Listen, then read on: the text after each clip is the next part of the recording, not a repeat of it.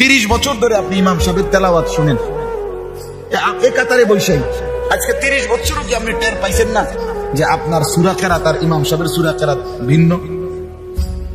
বলেন কতদিন ধরে শুনতেছেন মাগরিব, এশা, ফজর 3 ওয়াক্ত নামাজে নিয়মিত ইমাম সাহেব কেরাত আওয়াজ দিয়ে পড়ে না? তো তাহলে আপনি বোঝেন না এটা কত বছর পরে বুঝে আসবে?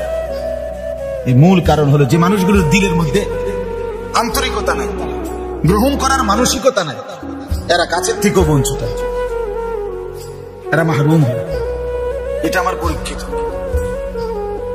আমার জীবনে আমি বহু মানুষের দিকে তাকাইয়া দিয়েছি, শুধুমাত্র গাফেল, খামখেয়ালি, গাফেল, শুধুমাত্র গাফেল। এই জন্য আমি প্রথমেই আপনাদের কাছে বলি, ওলামায়ে কেরামের বয়ান, নসিহত শতভাগ আন্তরিকতা নিয়ে, গ্রহণ করার মানসিকতা নিয়ে শুনবেন, তাইলে ইনশাল্লাহ বদলাইতে পারেন। বলে তো কথা তো ভালোই, কথাগুলো দরকারি, কিন্তু পারি তো না। বাহ,